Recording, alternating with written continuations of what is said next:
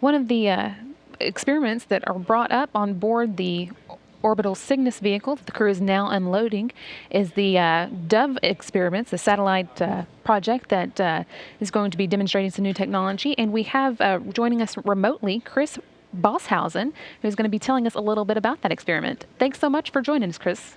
Hi, Brandy. So tell us a little bit about the Dove project. What is it, and what exactly is your involvement in it? I work at Planet Labs, and Planet Labs is a company that's trying to provide frequent images of the entire Earth. And so our ultimate goal is to launch 100 very large cameras in space in CubeSats and provide high frequency, updated, high resolution maps of the Earth. And so on the Cygnus, we actually launched 28 of these cameras to run a number of experiments and to test them out in a fairly low orbit and get used to running large numbers of satellites in space. That sounds like an ambitious project. Can you tell us a little bit about the satellites, what their capabilities are, what they were meant to do?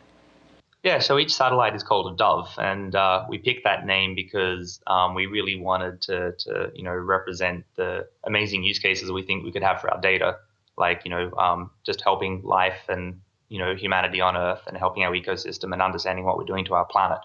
So the Dove satellites are about 30 centimeters by 10 by 10 centimeters, or about 12 by 4 by 4 inches. So a standard 3U CubeSat. They have almost, I guess, 80% of the volume inside is a giant telescope. And so we wanted to fit the biggest telescope we could in a CubeSat.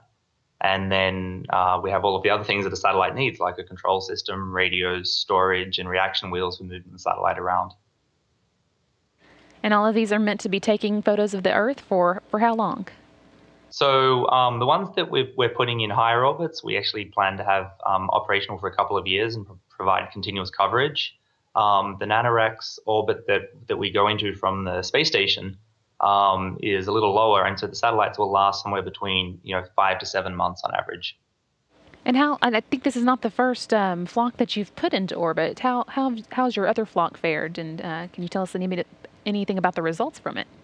So great, yeah. So we've actually launched two so far, and so the first one was on a previous Antares flight, and that almost all of those satellites in orbit, two of them have deorbited now, and so the ones we have now are the replacements for those. And so those were taken onto the station, and then the astronaut Koichi Wakata was kind enough to spend a lot of hours assembling together the large dispenser packs you see in these images. And then the satellites were taken out of the hatch and ejected into space over about a 1 month period. One of the cool things about launching from the space station is normally when you're on a rocket, everything happens so quickly and there's no live video. No one ever sees their satellites. And so we're really privileged that we're able to get these really amazing high-res pictures of our satellites in space. It's a rare and fascinating opportunity, and the pictures look so good. I remember seeing some of the video of those satellites launching, and it was exciting to see. So, how does this new round add to what you've already done? What does it bring to the project? So one of the things we're trying to do at Planet Labs is sort of redo how system engineering is done on spacecraft. So if you think about it, system engineering was more or less sort of codified as a discipline around the time of Apollo. And a lot of the rules that I used to use when I was at NASA and other places haven't been updated in a while. So meanwhile, this entire industry of software was born that has completely different approaches to solving problems. So we've tried to build satellites as if they were software. And so what we have on this next flock are bug fixes and feature updates. And so we have things we've added, and from the lessons we learned from the first flock, we're able to roll out about 200 small changes, which we call bugs. So bug fixes. Well, how exactly did you get hooked up with the Cygnus cargo craft? Has that been a good partnership for you? Oh, it's been amazing. The folks at Orbital have been very kind, and one of the interesting things about running a hardware company like software is you want to release as late as possible because you still might have bugs. And so the folks at Orbital have been very receptive to late delivery, as have our NASA partners. But I think the real key to this has been NanoRacks, who have provided the service for us to get access to space in this way. And the amount of sort of things that you have to take into consideration when you're launching on a manned space station is huge.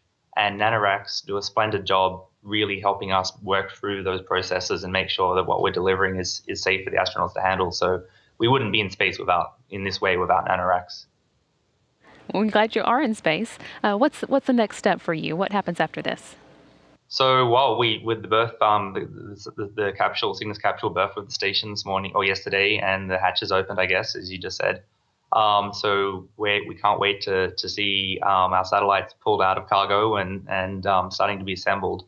And then, like on the previous Flock 1A, they'll go out into space, and we'll probably have a small, launch viewing party here. And I've never seen so many engineers scream when they see a satellite actually spit out of the space station and float off into space. So that, I guess, is going to take about 2 weeks. And so that gives us a little more time to prepare for the first orbits around the Earth. So we're setting up our ground stations now for contact with the satellites in about 2 weeks. All right, we'll be watching here as well. We can't wait to see that. That again was Chris Bosshausen, the co-founder of Planet Labs, which has sent up a new fleet of satellites that's going to be launched from the space station soon. Thanks again for joining us, Chris. Thanks, Brandy.